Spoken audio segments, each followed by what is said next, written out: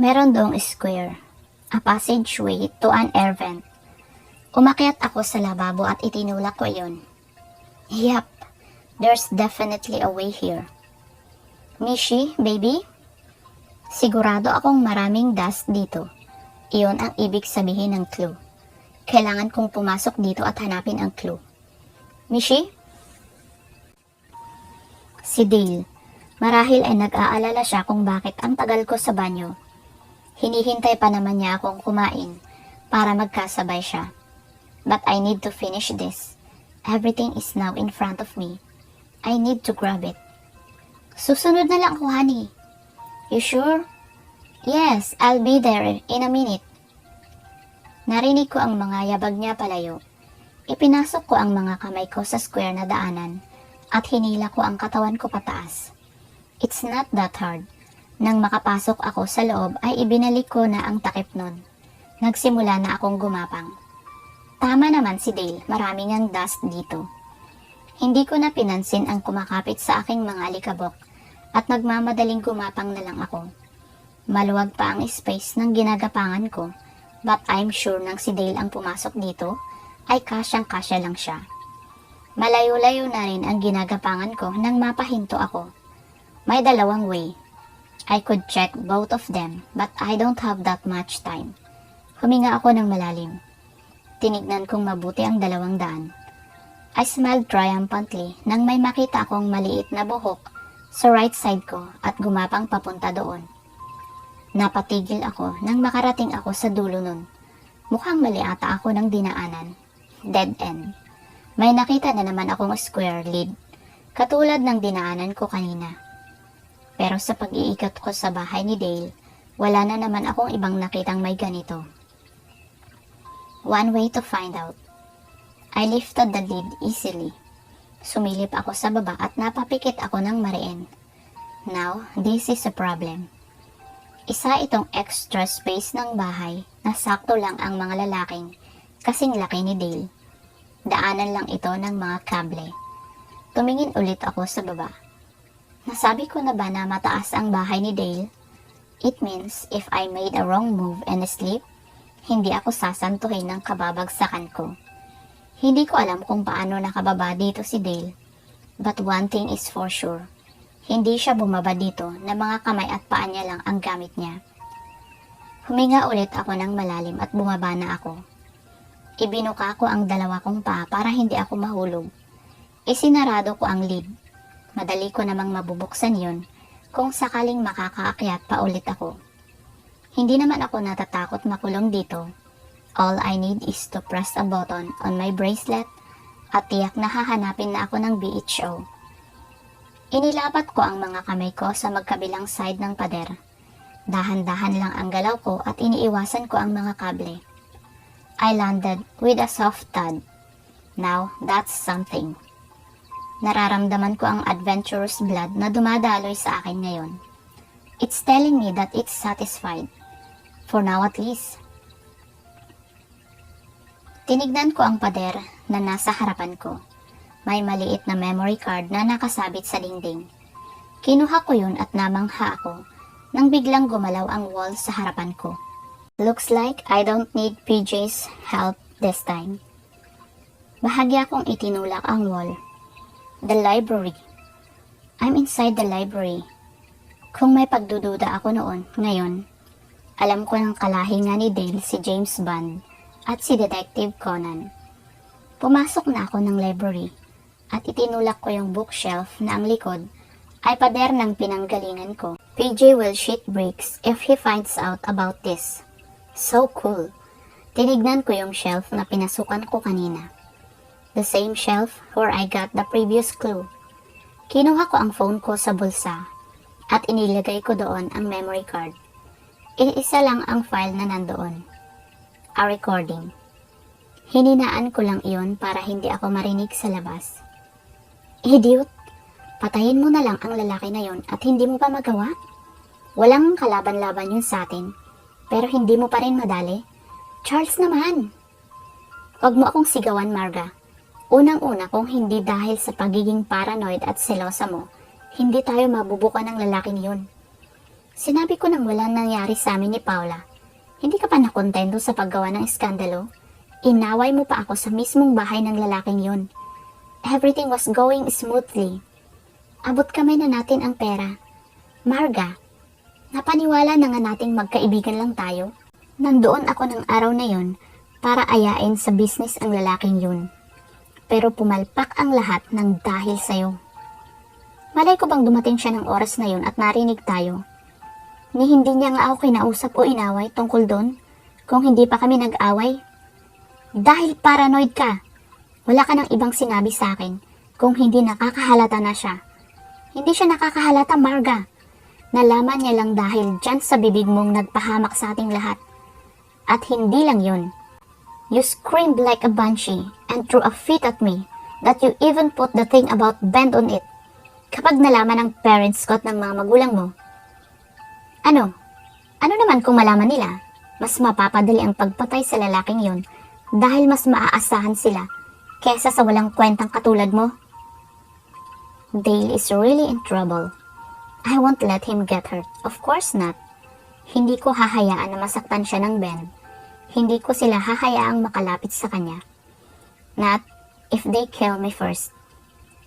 Why? Do you care for him? Mahal mo na ba siya? No? I'm not in love with him, and I won't fall to him. I'm just doing what I have to do. My job? Yes, I want to believe that. Chapter 13. Napapatingin ako kay Dale habang kumakain kami. Para siyang modernong anghel sa suot niyang 3-piece suit. Papasok na kasi siya sa opisina. Hindi ko mapigilan na hindi siya titigan. I don't like commitments, but it doesn't make me blind. Kinuha ko ang baso ko na may lamang juice at uminom. Nagdahan-dahan lang ako, since baka matapunan ang uniform ko. Yes, uniform. Papasok na rin kasi ako sa university na pinapasukan ko. Since tapos na ang maliligayang araw ko, tapos na ang bakasyon. Hindi talaga ako mahilig pumasok. Kami ni PJ, kadalasan lagi kaming absent. Pero hindi ibig sabihin nun bumabagsak kami. Matataas ang grades namin at talo pa namin ang mga nangunguna sa ranking kung lagi lang kaming pumapasok. Since that's impossible because of our job, hinahayaan na lang namin. Ang mahalaga naman, may natututunan kami. Mascom ang kinuha namin nila PJ at Kat. It's an interesting course, pero talagang hindi lang ako yung klase ng taong makokontento na umupo maghapon habang may klase. Kahit si PJ at Kat, naiinip kahit na nasa experiment department naman sila at hindi sa field. Gusto kasi ng dalawang yon na may ginagawa ang mga kamay nila kasabay ng pag-iisip nila. That uniform looks good on you. Ninitian ko si Dale. Nakatingin na rin pala siya sa akin. What I like the most sa aming university ay ang uniform na suot namin. Black blazer, white blouse, and black skirt. I love black. Mas madali ring magtago ng baril sa skirt kesa sa slacks. Kasalukuyang nakakabit ang maliit na baril ko sa itaas na bahagi ng hita ko. Thanks honey, sabi ko sa kanya.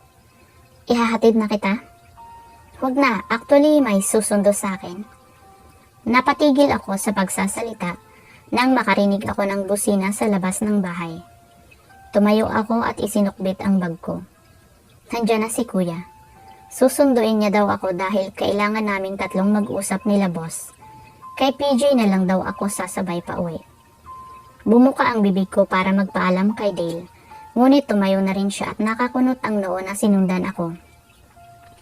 Lihim na napabuntong hininga ako at lumabas na.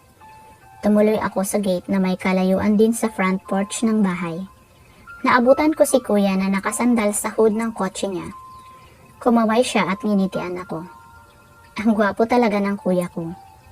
Kaya ang daming nagkakandara pa sa kanya na mga babae. Kaso, isa lang naman ang gusto niyang babae. Si Maurice. Tumakbo ako palapit sa kanya at tinalunan ko siya. And as usual, sinalo naman niya ako. Lagi ko sa kanya ginagawa yan kapag nakikita ko siya. Naalala ko pa noon, sinubukan kong gawin ito kay PJ. Ang nangyari, na-sprain lang ang paa ko dahil hindi naman niya ako sinalo at iniwasan lang ako. Ang lupit talaga ng best friend ko. Oh well, that's PJ. Hindi siya si PJ kung magiging sobrang bait niya. Baka gumuho ang mundo kapag hindi na nagsuplado yun. Miss me? Yep, nakangiting sagot ko sa kanya. Napatingin kami sa likod namin nang makarinig kami ng malakas na pagtikhim. Nakatayo doon si Dale na madilim ang mukha habang nakatingin kay Kuya at sa ayos namin. Bumaba na ako mula sa pagkakakarga ni Kuya at nakangiting hinarap si Dale. Dale, this is Ethan. Hindi ko na siya naipakilala noon. Should I know him? Napatigil ako sa tono ng boses ni Dale. Bakit parang galit siya? Nilingon ko si Kuya at nakita kong nakangiti niyang tinanggal ang suot niyang shades. Are you jealous, Knight? Tanong ni Kuya. Napatingin ako sa kanya nang wala sa oras. Jealous? Si Dale? Tinignan ko ng masama si Kuya na kinindatan lang ako at inakbayan. Tumingin ako kay Dale and I saw how his eyes darkened habang nakatingin siya sa amin ni Kuya. That's my wife you're touching, mister. Green. Ethan Green. Nanlaki ang mga mata ni Dale nang mukhang naintindihan na niya ang ibig sabihin ni Kuya. Hindi ko siya masisisi. Higanti si Kuya at ako naman ay parang duwende kapag itinabi mo sa kanya. Maputi ako at si Kuya naman ay perfectly tanned. Ang nag-iisang parehas lang sa amin ay ang mga mata naming itim na itim. Damn, it's okay. Hindi na bago sa amin ni Mishi na mapagkamala na hindi magkapatid. Mas maganda kasi ang jeans ko kesa sa kanya. Dream on, Kuya. Sabi ko na may kasama pang irap. Lumapit sa amin si Dale at kinamayan niya si Kuya. Namumula ang mukha niya. He looks adorable. Parang hindi bagay gamitin iyon sa kanya na description, but he really looks like it. Aalis na kami, Dale. Paalam ko. Sure, baby. See you later. Tatalikod na sana ako para pumasok sa sasakyan nang bigla na lang niya akong hinigit at hinalikan. Napasinghap ako at bago ko pa siya maitulak palayo ay humiwalay na ang mga labi niya sa akin. Later, he murmured. Tinanguhan niya si Kuya at pumasok na sa loob ng bahay. Parang zombie na naglalakad ako papasok ng kotse. Kahit nang nakapasok na si Kuya ay nakatulala pa rin ako. Ang tanging gumising sa akin ay ang malakas na pagtawa ni Kuya. That guy had jealousy written all over his face. Mukhang napaibig mo ang isang yun, sis. And he called you baby. Stop it, Kuya. Just drive. Tumawa siya ulit at pinaandar na ang sasakyan. Tahimik lang ako habang iniisip ko ang halik ni Dale kanina. Saglit lang yun. Ngunit alam ko ang mensahe na nakapaloob doon. I'm his. Chapter 14. Nakasandal ako sa pader na nasa bukana ng university. Hinihintay ko si PJ at si Kat. Nakaalis na si Kuya at nakapag-usap na rin kaming tatlo nila boss sa pamamagitan ng conference sa kotse niya nang tumigil kami sandali sa kung saan. Dahil sa galing ng experiment department, may button lang kami na kailangang pindutin at makakausap na namin si boss o kahit na sinong agents gamit ang windshield ng sasakyan. Yo, Mrs. Knight! Napatingin ako sa nagsalita, si PJ. Kasunod niya si Kat na humahangos na lumabas ng kotse ni PJ. Simpleng may pinindot lang si PJ para sumarado ang lock ng kotse. Nakatingin lang siya sa akin at hindi man lang nilingon si Kat. Ewan ko sa'yo. Buti magkasabay kayo ni Kat ngayon, sabi ko sa kanya. Pinilit lang niya ako. Napangiwi ako nang maputol ang sasabihin niya dahil bigla siyang hinampas ni Kat ng bag. Madilim ang mukha na nilingon niya si Kat na dinilaan siya at pinalo ulit. Ganyan yung dalawang yan, aso't pusa. What do you think you're doing? Tanong ni PJ dito. Hitting you. Hindi mo man lang ako pinagbuksan ng pinto. Napaka-gentleman mo talaga. Asyong Paris James. Makakaalis na nga. Ninitian ako ni Kat pagkatapos ay sinamangutan niya si PJ. Nakangiting napapailing ako nang makita ko siyang pumasok sa loob na animo naglalakad sa catwalk na nilalakaran niya kapag nagmo-modeling siya. Yup, pastime niya.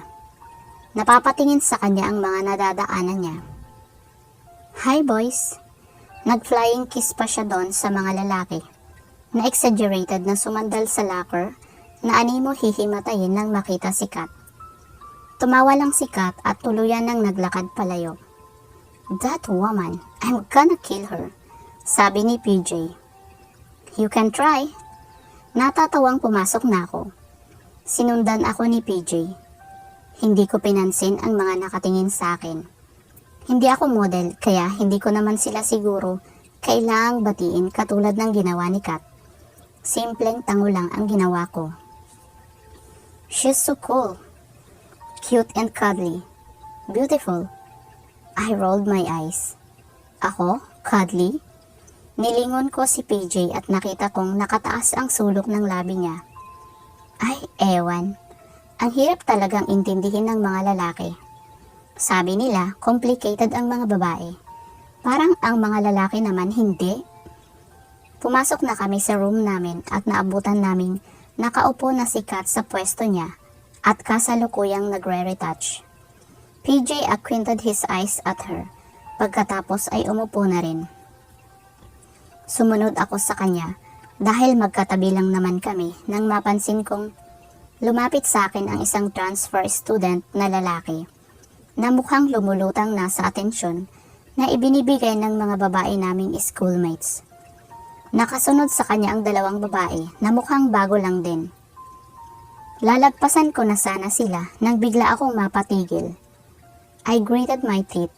Nilingon ko ang transfer student na nakangisi lang sa akin.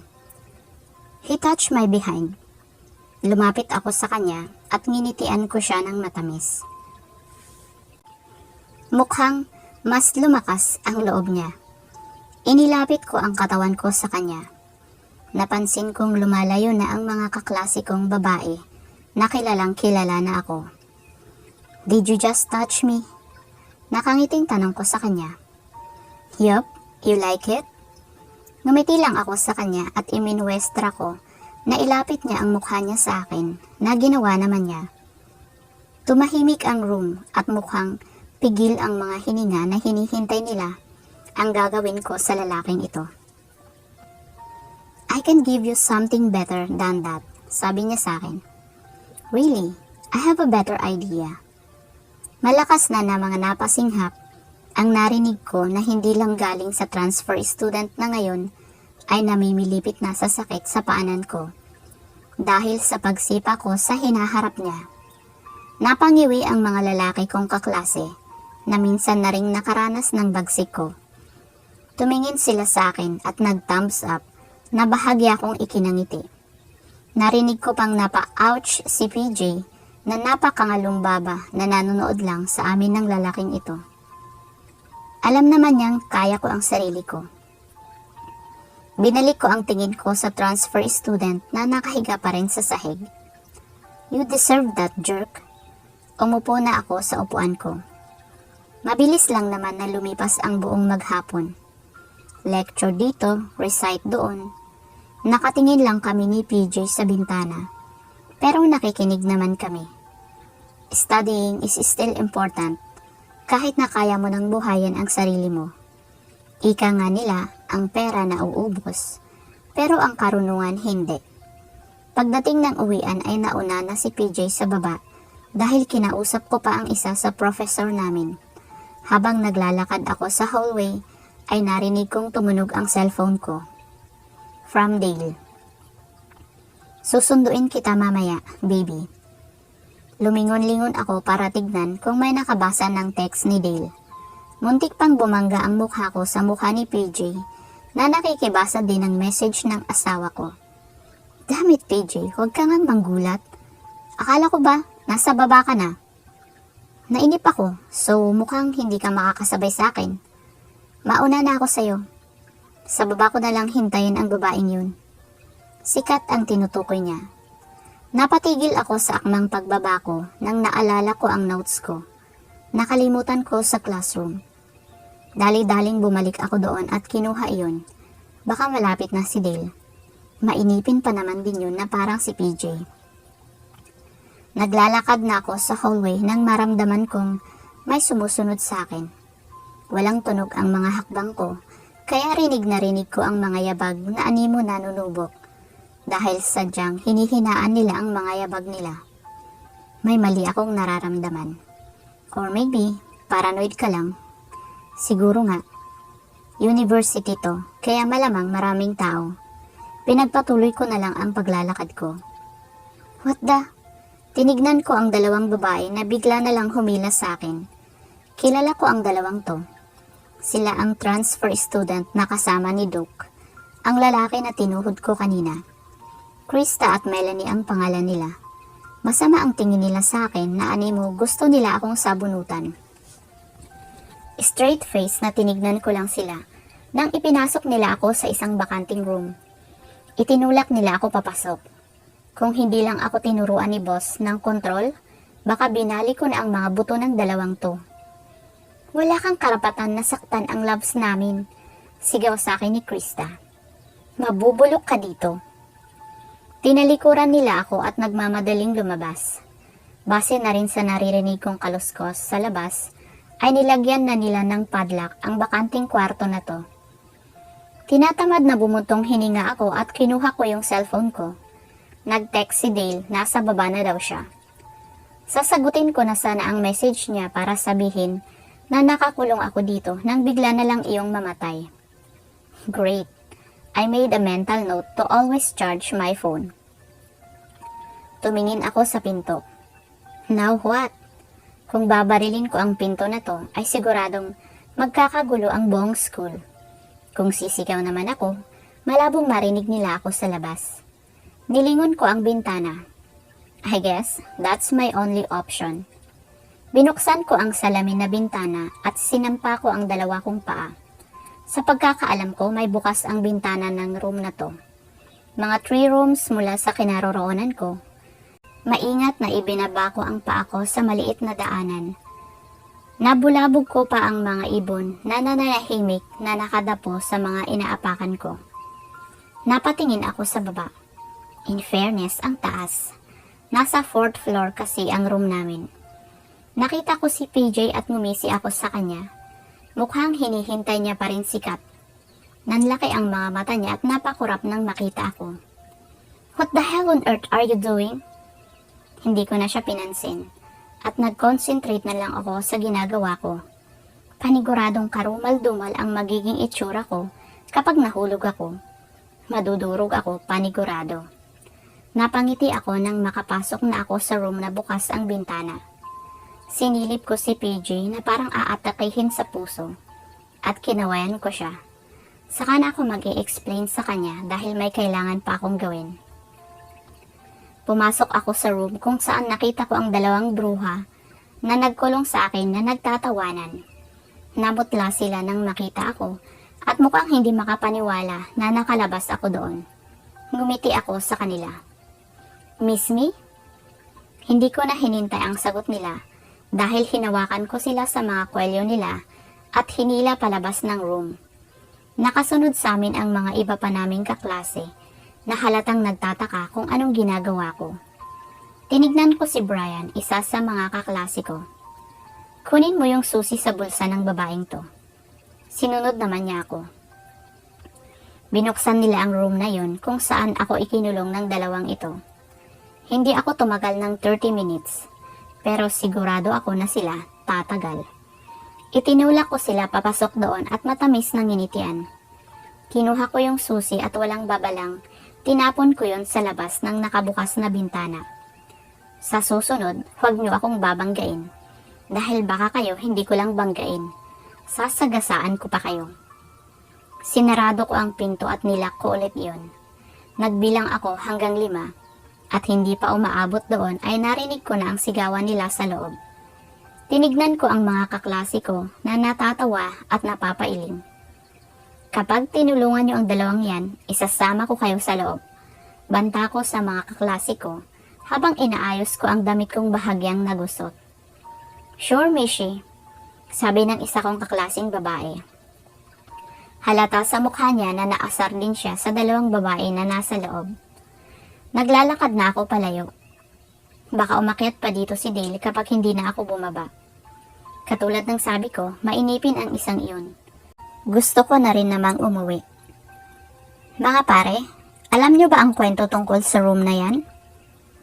Oo bro, may kwento na sa amin. May bigla na lang daw lumalabas na magkapatid na babae na nagpatayan sa kwarto na yan. Lihim na napangiti ako nang marinig ko ang sigawan nila Krista at Melanie. It's not my fault that they mess up with me. Hindi kasi ako naniniwala sa kasabihan na kapag binato ka ng bato ay batuhin mo ng tinapay. Hindi bato kundi bomba ang ipupukol ko pabalik sa kanila. Chapter 15.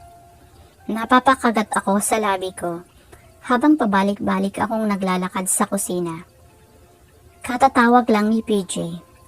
Pinapatawag daw ako sa guidance dahil sa ginawa ko sa dalawang bruhilda na yon. Hindi ako nag-aalala dahil pinapatawag ako.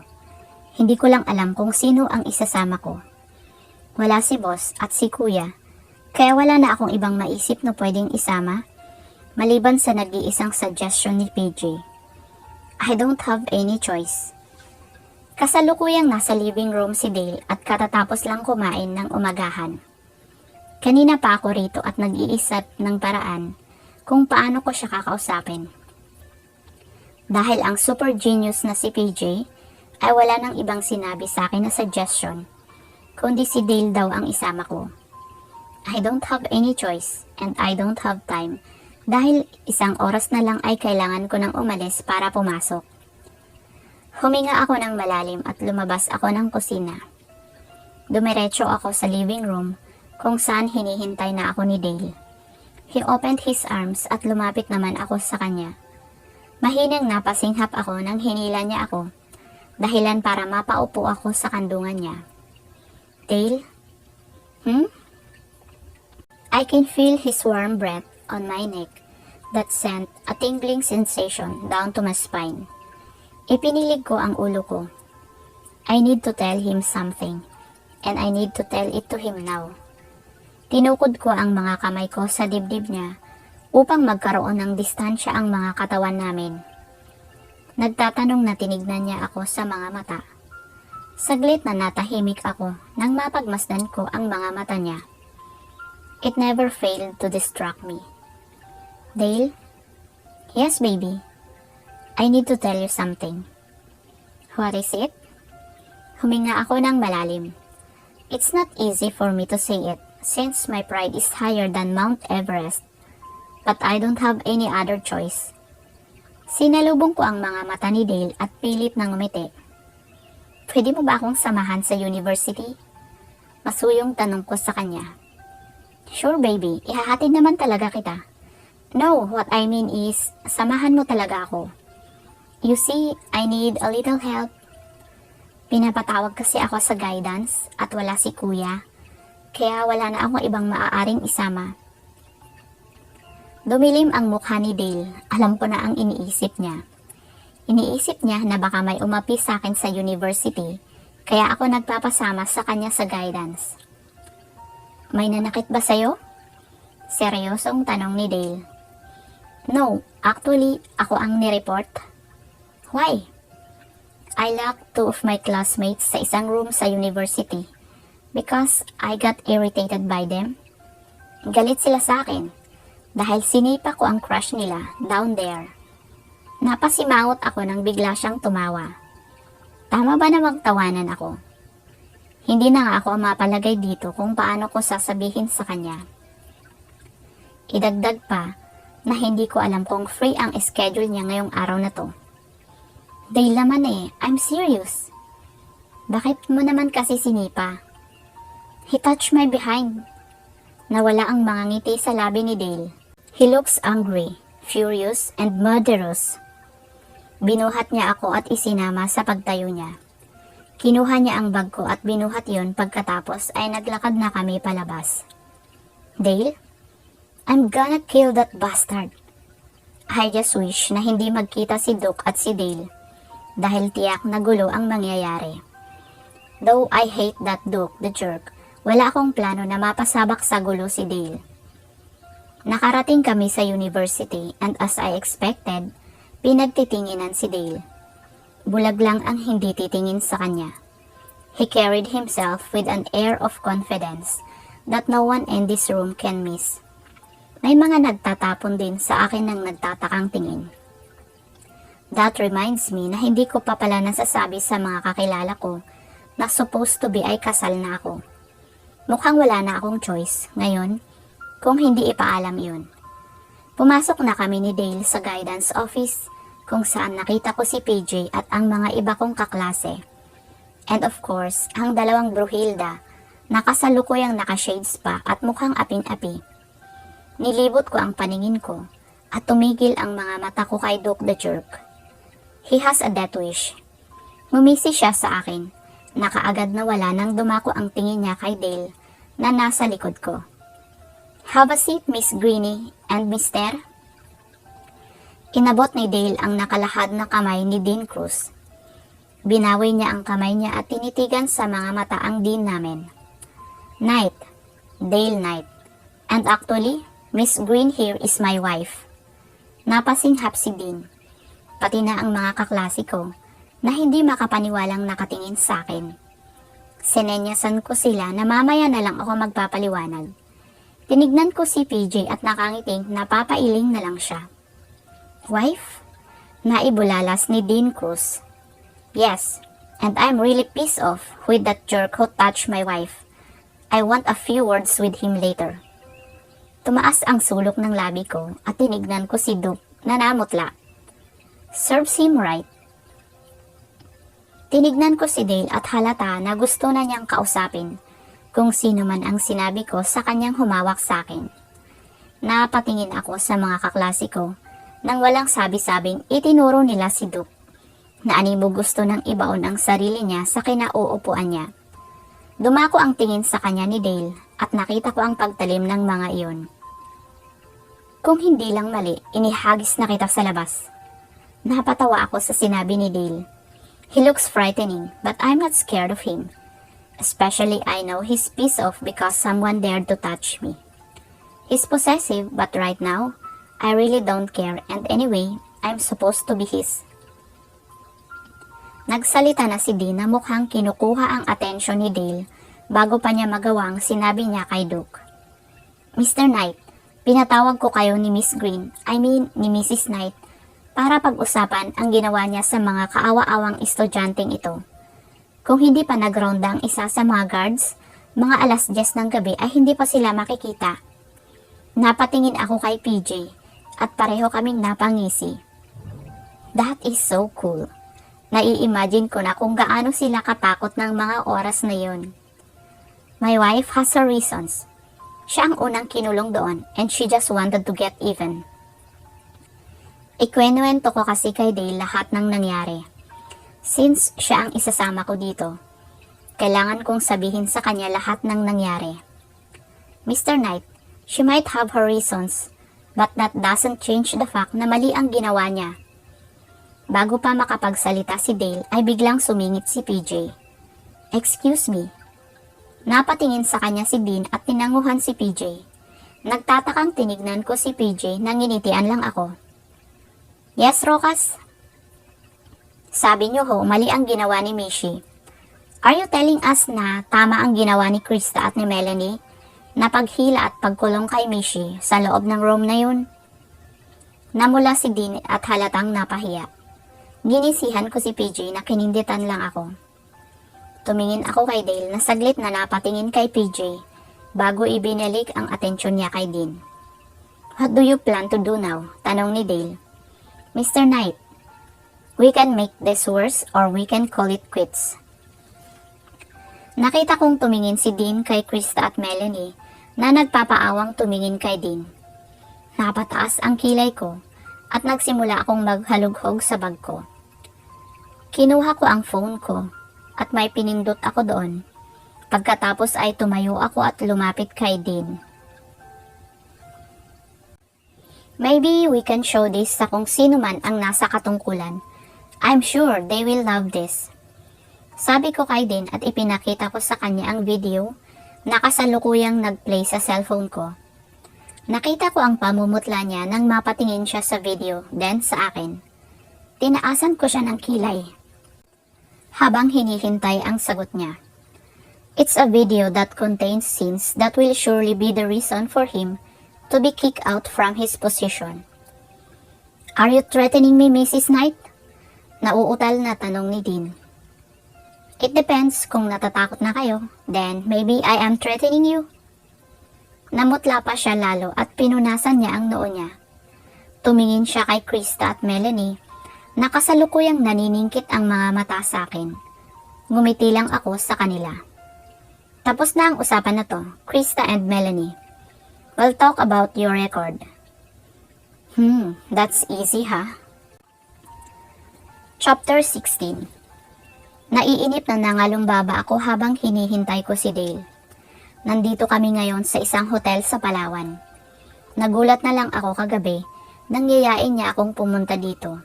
Dahil daw may business meeting siya at hindi niya daw ako gustong iwan. Since Friday naman kahapon, hindi na ako nakatanggi. Papunta na rin dito sila PJ, kasama niya si Kuya at may mission daw sila. Maybe PJ's bored, paminsan-minsan ay tumatanggap din siya ng mission sa field. Dumidilim na pero wala pa rin si Dale. I'm really bored but I can't go out. Baka magkasalisi pa kami. Napatingin ako sa pinto nang biglang bumukas iyon. Tumayo ako at nakita kong papasok na si Dale ng kwarto. Halata ang pagod sa mukha niya. Ngumiti siya nang nakita ako at kaagad siyang lumapit sa akin. He kissed me on my forehead. Hi baby. I'm bored, ungot ko sa kanya. He chuckled and pulled me closer to him, as if we're not close enough. I can hear the alarm in my head, pero bago pa ako makalayo sa kanya, ay hinapit na niya ang bewang ko. He started to kiss my neck. I bit my lip and closed my eyes. I need to think of a way to stop this. Naramdaman kong sumayad ang likod ko sa malambot na kama. I tried to speak, but his lips collided on mine. I wrapped my arms around his neck and answered his kisses. Warmth enveloped my body with his intoxicating kiss. My eyes snapped open when I felt a vibration around me. Mukhang hindi nararamdaman ni Dale iyon dahil patuloy pa rin siya sa paghalik sa akin. Bahagya ko siyang itinulak at nagmamadaling nagbihis ako. What is it, baby? Naguguluhang tanong ni Dale. Get dressed. Pinagkasya ko sa isang bag lahat ng importanteng gamit namin. May kinuha akong pouch na may kalakihan. Naramdaman ko na kumilos na rin si Dale. What's happening? Hindi ako sumagot. Kinuha ko ang phone ko pero bago pa ako makapindot doon ay nagring na iyon. Inalagay ko iyon sa tapat ng tenga ko. Please don't tell me you're in Pine Hotel. Si PJ, nakakarinig ako ng ingay sa paligid niya kaya alam ko na kung nasaan siya. This is not good. I can't tell you that since I'm here. Nasa 3rd floor kami. Get Dale out of here, sabi ko sa kanya. Got it. I'll be there in 5. 2. Binaba ko na ang phone ko at iniabot ko ang gamit ko kay Dale. Hinila ko ang kamay niya at nagmamadaling inilabas ko siya sa hotel room namin. Pinigilan niya ako at seryosong tinignan niya ako sa mga mata. Answer me. What the hell is happening? I'll explain later. Right now, I need to get you out of this damn hotel. Sinimulan ko na ulit ang pagtakbo. Nakasalubong ko si PJ at inihagis ko sa kanya ang hawak ko na bag.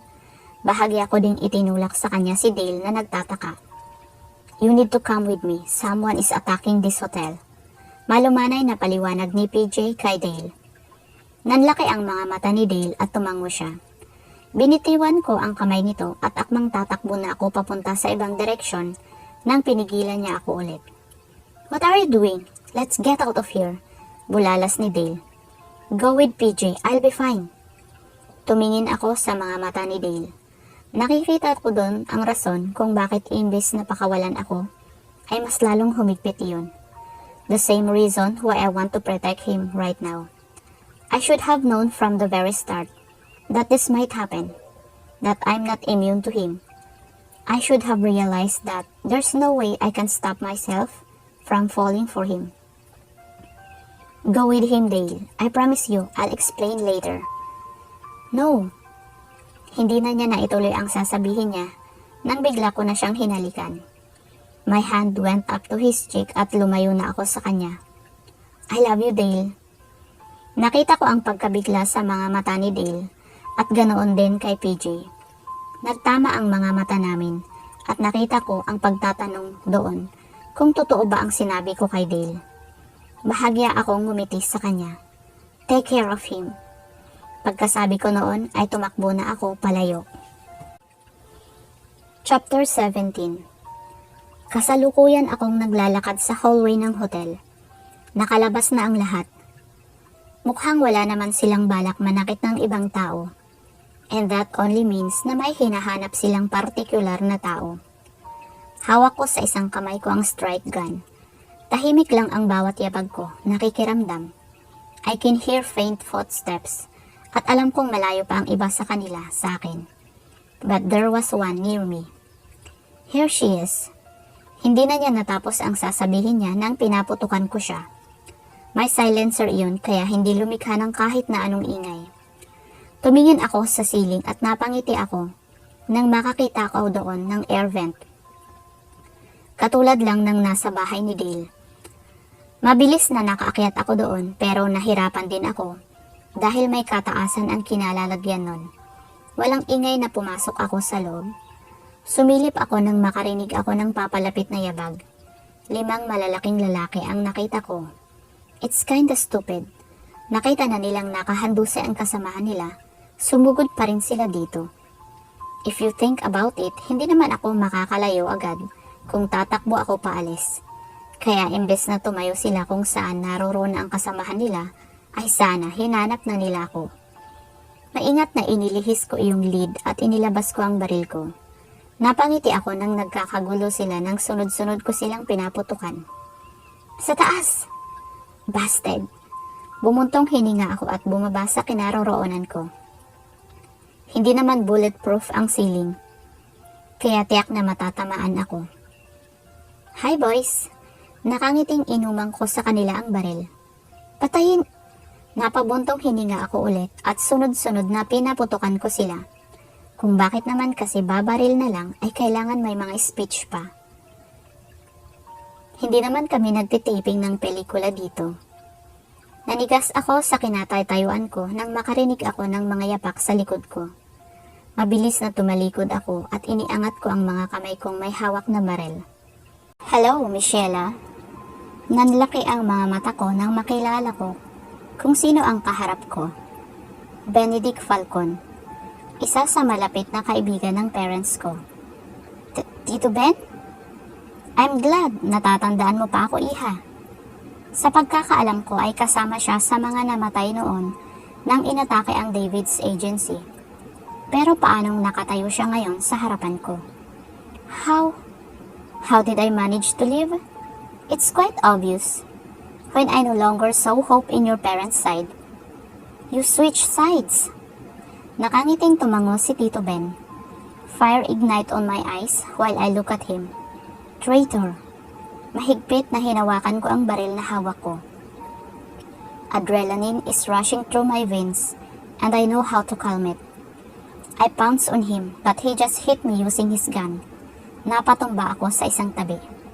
Mabilis na tumayo ako at hinarap ko ulit siya. Give it up, Michela. Do not seek for trouble. Huwag mo nang hanapin ang Ben. I can find them. Maybe, but you can't defeat them. Right now, there's nothing I can think about but kill you.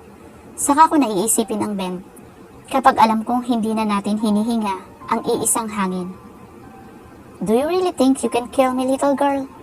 I spent years on training. A little girl like you cannot defeat me. Patoyang sabi niya sa akin. Lumapit ako sa kanya. Walang takot na nakabakas sa mukha niya. Malakas ang loob niya dahil iniisip niyang matatalo niya ako. Ilang taon man ang training na ginawa niya, but he cannot sway my determination. My parents was the best agents David's agency had. Their blood is running through my veins. I'm not your ordinary kind of girl, Ben. Idiniin ko ang pagkakabigkas ko sa pangalan niya. There's no way I'm gonna respect this man. He had the chance to fight back before, but he didn't. Ilang taon lang kami ni Kuya noon, pero nagawa naming mabuhay. Kahit na maaga kaming nawala ng magulang, wala pa kaming kaalam-alam para ipaghiganti ang mga magulang namin. Pero si Ben, kayang-kaya niya, pero hindi niya ginawa. Hinayaan niyang mamatay ang mga magulang namin. Mabilis na sinugod ko siya. I duck and use my body to slamp on him. I grab his wrist, but he easily removed it and kicked me. Mabilis akong nakabawi. Pinatid ko siya at mabilis na tumayo. I gave all my strength and kicked him on the chest. The moment I heard his scream, I know something went wrong. Umayos ako ng tayo at walang emosyon na tinignan ko siya nang makita ko ang nangyari sa kanya dahil sa pagsipa ko. May tumusok na kung ano sa kanya na hindi ko napansin kanina at tumagos iyon sa dibdib niya. Kahit anong gawin mo, hindi mo mahahanap ang Ben. You can never reach them.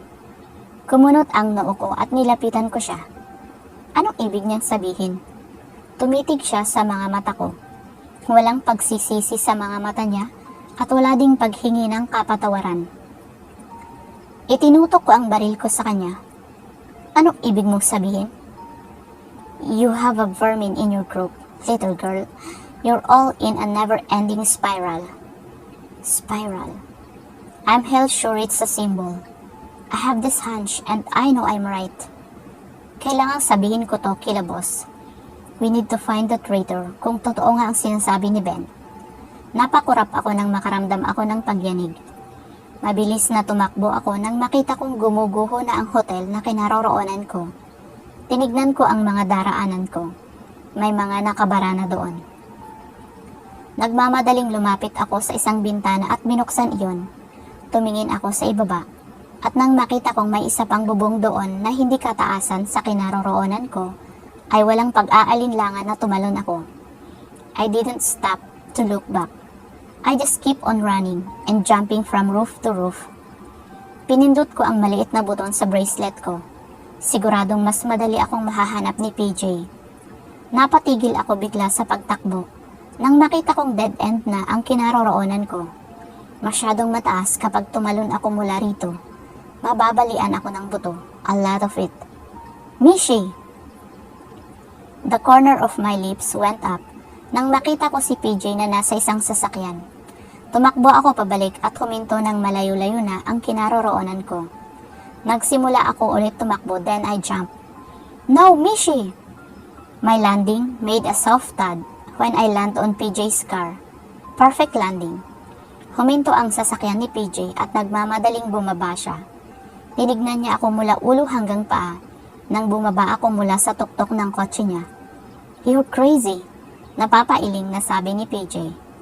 I know, but my craziness is not really on the top of the things we should be worried right now. Itinutok ko sa kanya ang baril na hawak ko pa rin. Naguguluhan na tinignan lang niya ako at hindi man lang siya umatras. Pagkaraan ay tinaasan niya ako ng kilay na parang hinihintay na magpaliwanag ako. There's a traitor in BHO. Bumadha ang pagkagulat sa mukha niya, kasunod ng hindi pagkapaniwala. Nanatiling nakatutok pa rin sa kanya ang baril na hawak ko. Is it you? Tanong ko sa kanya. He rolled his eyes. Sa tingin mo ba kung ako ang traitor sa grupo ay sasabihin ko yun sa'yo? Napangiti ako at ibinaba ko na ang baril. Just checking. Imposible din naman na si PJ ang taong iyon. Mas loyal pa ata sa BHO si PJ kesa mismo sa akin na kaibigan niya. And it's also unlikely na nasa experiment department ang traitor. The traitor is in field. Pagbibigay alam ko kay PJ nang makasakay na ako sa sasakyan niya. You sure about that? Kanino mo naman nalaman ang information na to? Kasamahan ng mga magulang ko na nagtraidor sa grupo. Malaki ang possibility na nasa field work ang traitor. Since mga nasa field lang naman ang nakakaalam, kapag nagkaroon ng mission tungkol sa Bend. Chapter 18. Dale, I really need to go.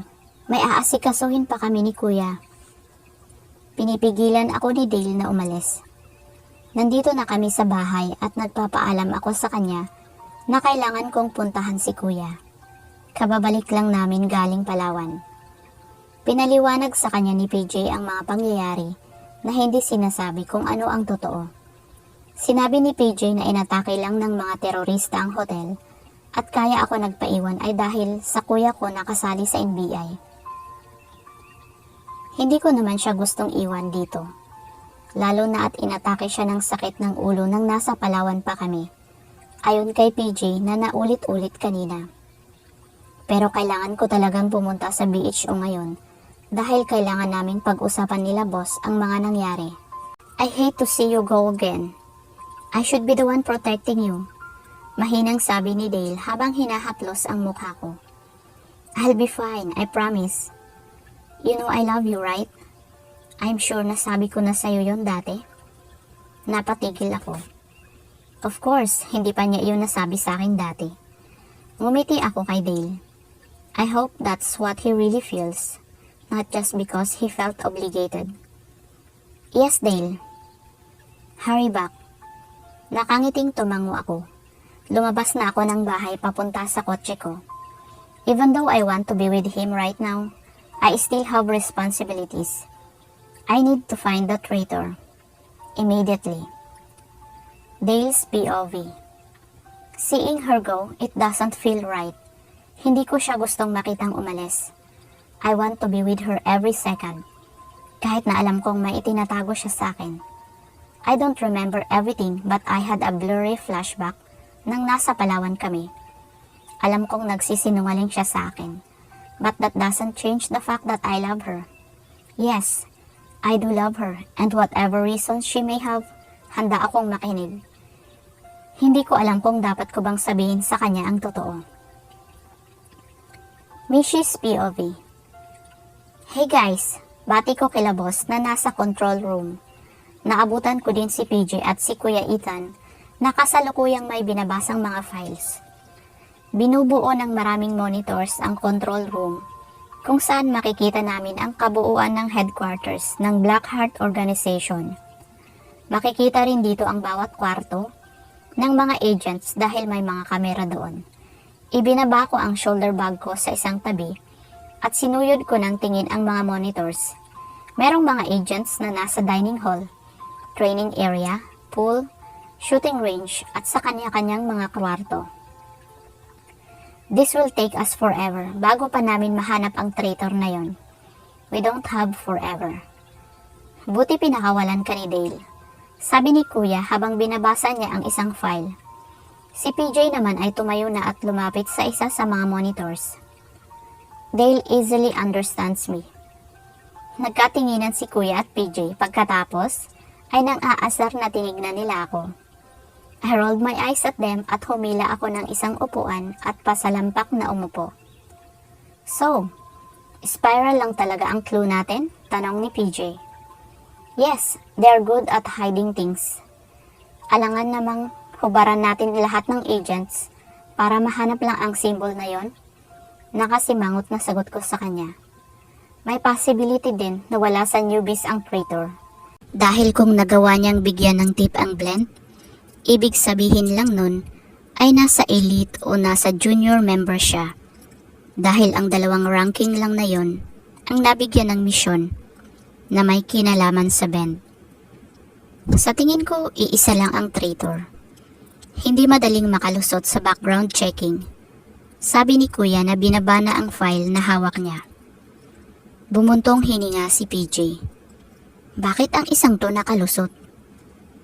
May point si PJ. Tumayo ako at nagpalakad-lakad. Nakakapagtakang nakalusot kung sino man iyon sa background check na ginawa ng BHO. He or she needs to have a clean record bago siya matanggap dito. Napaangat ako ng tingin mula sa pagkakayuko ko at pakikipagtitigan sa imaginary particles na nasa paligid-ligid. What if Ipinasok ang kung sino mang traitor na yon dito, pero wala siyang alam tungkol sa band sa umpisa. Pwede rin na nang magtagal siya dito, ay saka lang sinabi sa kanya ang tunay na motibo kung bakit siya ipinasok dito. Mahabang paliwanag ko kanila, kuya. It's possible too, na hindi sa elite o sa newbies ang hinahanap natin. These past few months, wala na silang maipakita sa akin na ebidensya. 2 tao lang ang nabigyan ko ng mission about sa band, kaya 2 lang ang suspect natin ngayon. Sabi ni boss at nagbaba siya ng 2 files. Kinuha ko yon at tinignan ko ang mga pangalan na nakalagay sa files. Senisha Cruz and Franz Reynolds. Sa pagkakaalam ko, si Franz Reynolds ang nakakuha ng informations about sa band. Posible kaya na diversion niya lang iyon para lituhin ang BHO? Lumapit ako sa isang monitor at may pinindot ako sa keys sa keyboard sa harapan ko. Lumabas sa monitor ang kwarto ni Senisha at ni Franz na parehong junior member ng BHO. Napakunot ang noo ko nang makita ko ang kwarto ni Senisha. Wala namang kahit na anong meron doon. Normal lang. Ibinaling ko ang tingin ko sa kwarto ni Franz. Shit, naibulalas ko. Confirmed. Sabi ni PJ na nakatingin din sa monitor. Puro spiral ang nasa kwarto ni Franz. Like it's his obsession. Nagpalipat-lipat ang tingin ko sa kwarto ni Senisha at ni Franz. Kumunot ang noo ko. Para kasing hindi ako makapaniwala na ganoon lang kadali iyon. Sino bang matinong tao na ikakalat lang sa paligid ang ebidensya? Hindi ba? I scanned the 2 rooms in front of me. Kung tutuusin, isang kita pa lang, alam na kung sino ang hinahanap namin. That person is hell-bent on keeping us away from his or her trucks. But then, every evidence would need are in front of us now. Huminto sa isang bagay ang aking tingin. Mishi? Hindi ko pinansin ang pagtawag sa akin ni boss at titig na titig lang ako sa bagay na yon. Lalo akong napatitig doon nang makita kong tumitigil iyon ng ilang segundo bago magsimula ulit umikot. May pinindot ako na keys nang biglang tumigil ulit ang pag-ikot nun. What is it? Nagtatakang tanong ni PJ. Hindi ako sumagot at tumayo lang ako. I need to find out first kung tama ang hinala ko. Lumapit ako sa printer na nasa isang tabi at kinuha ko doon ang papel kung saan na-print ang pag-zoom ko kanina. Tinignan ko yun at huminga ako ng malalim. Hinarap ko yun kila boss. Anong meron? Tanong sa akin ni boss na nakatingin sa papel na hawak ko. May nagtapat-tapat na mga letters, sagot ko sa kanya. Anong letters? Napatigil ako nang natigilan siya. Tumingin din si PJ at si Kuya sa hawak ko at halos identical ang ekspresyon ng mga mukha nila. May mga nabuong letra. Bend. Chapter 19. Eyesight. 4 na araw na ako dito, ngunit hindi ko pa rin magawang makaalis dahil kinakailangan ako nila boss para pagplanuhan kung paano namin dadakipin ang traitor sa grupo. It's not like pwede namin siyang hintayin gumawa ng hakbang hanggang sa makakuha kami ng impormasyon. It's too risky and we cannot let that person stay here for too long. Hanggat pinapatagal namin siya dito sa BHO, ay mas lalong nalalagay sa panganib ang buhay namin. Nilibot ko ang paningin ko sa office ni boss, kung saan nandito kami nila Kuya PJ at Kat tumatambay. Napabuntong hininga ako at tumayo. Halata sa ekspresyon ng mga mukha nila na hindi pa rin sila nakakaisip ng plano. They are all just delaying the inevitable, o marahil dahil sa hindi pa rin nila matanggap na ang taong iyon ang siyang nagtraidor sa grupo. Senisha. I had enough. Kausapin na natin si Senisha. Deklara ko sa kanila. Mishi, hindi ko na pinatapos ang sasabihin ni boss at nakapamaywang na tinaasan ko siya ng kilay.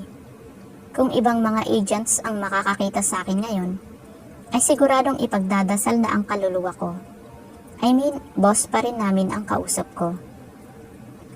Masyado lang kasi kayong mababait kaya hindi nyo magawa ang isang paraan na mas mabilis nating mapapaamin si Sinisha. Sabi ko sa kanila at pagkatapos ay lumapit ako sa table ni boss. May pinindot ako doon. Agents, this is Agent Strike speaking. Please kindly bring Sinisha Cruz in the interrogation room. Lock her up and don't let her escape. Napanganga lahat ng kasama ko sa office ni boss nang matapos ako sa pagsasalita sa intercom na siguradong rinig sa buong BHO. Mishi! Bulalas ni boss. What? Hindi pa ako sumasang-ayon sa ideya mo. No choice ka na, boss. You know too well na hindi maganda ang mag-intay lalo na sa case natin ngayon. Hindi ko na hinintay ang sagot nila at lumabas na ako ng office. Dumiretso ako papunta sa interrogation room. Napangiti ako nang maramdaman kong sumusunod sila sa akin. Naabutan kong maraming nakabantay sa labas ng interrogation room na halatang nagtataka sa pinagawa ko. Wala pa kasing agent ang pumasok ng interrogation room na siya mismo ang tatanungin. Dumiretso ako sa isa pang pintuan sa loob kung saan glass wall na lang ang pagitan mula sa labas. Natagpuan ko si Sinisha na kalmadong nakaupo sa isa sa dalawang upuan na naroon. But I can see past through her calm facade. She's gripping tightly for control, but I'll make sure she'll lose it. Mishi, anong nangyayari? Tumingin ako sa glass wall. Alam kong nandoon sila boss at nakikinig sa amin ni Sinisha. Hindi ko sila nakikita, but I know they'll be recording our conversation. Hindi mo ba alam? Tanong ko sa kanya habang kinukuha ko ang isang case sa isang tabi ng room. Nararamdaman kong nakasunod ang tingin niya sa akin. No, my dear. Her voice is so sweet and innocent. What a great pretender. She almost have us, and I won't let that happen again. Really? So hindi mo alam na member ka ng band? Bumadha sa mukha niya ang matinding pagkagulat. Her lips quivered, and her hands started to shake. Pero mabilis na binawi niya ang composure niya. Too late for that because I saw everything. What? Come on, Sinisha. Hindi mo na kailangang magkunwari. Nakatitig ako sa mukha niya at nakita ko ang biglang pagbabago sa ekspresyon niya. Her face contorted with anger. Walang mag-aakala na siya ang Sinisha na gustong-gusto ng lahat kapag nakita siya ngayon. Pakawalan mo ko. Or what? Nang uuyam na tanong ko sa kanya. Malaking organization ang band. Much better than this cheap and small organization. Sa tingin mo ba kaya nyo silang talunin? I compose myself. Hindi ko alam ang magagawa ko sa kanya kapag hindi ko kinalma ang sarili ko. Umupo ako sa tapat niya at ibinaba ko ang case sa harapan niya na alam kong hindi niya pa alam kung ano ang laman. Hindi pa naman siya ganoong katagal dito sa BHO. You think you know everything, Sinisha? You're not an elite, remember that? Natahimik siya. May inilabas akong bakal sa loob ng case at isinuot ko yon sa kanan kong kamay. Sinusundan niya lang ng tingin ang ginagawa ko. Sabihin mo sa akin lahat ng alam mo, utos ko sa kanya. Mahinang tumawa lang siya. Kahit patayin mo pa ako, wala kang aaminin sa'yo. That's cliche. This is not a movie, Sinisha. If you ask me to kill you, I will certainly do so. Especially if I find that you're of no use to me. Kill me then. Ngumiti ako sa kanya ng matamis. Be careful of what you wish for, dear. Idiniin ko ang pagkakasabi ko ng endearment na ginamit niya sa akin kanina. Tumayo ako at walang babala na pinatama ko sa kanya ang kamay ko. Napasigaw siya nang maramdaman niya ang impact ng suntok ko, pati na ang bakal na inilagay ko sa kanan kong kamay. Sabi mo, kahit napatayin pa kita, huwag kang mag-alala. Pagbibigyan kita. You can't! You're bluffing! Nakangiting yumuko ako hanggang sa malapit na ang mukha ko sa tenga niya. Pinigilan ko siyang makalayo nang akmang tatayo siya. Something you should know about me. Bulong ko sa kanya. I never lie. Lumayo ako sa kanya at nagpakawala pa ako ulit ng isang suntok. Hindi ko kailangang makita sila boss para ma-imagine kung anong itsura nila ngayon. Siguradong napapangiwi na sila sa ginagawa ko. Talk. Mariin na sabi ko kay Sinisha. Hindi ko alam na magiging miyembro ako ng band. Ipinasok ako dito ni Charles Brandon, boyfriend ko. Alam niyang marunong ako ng iba't ibang martial arts at marunong akong humawak ng baril kaya pumayag ako. Naghahanap din kasi ako noon ng trabaho. Nang makapasok ako dito, may pinapirmahan si Charles na katibayan.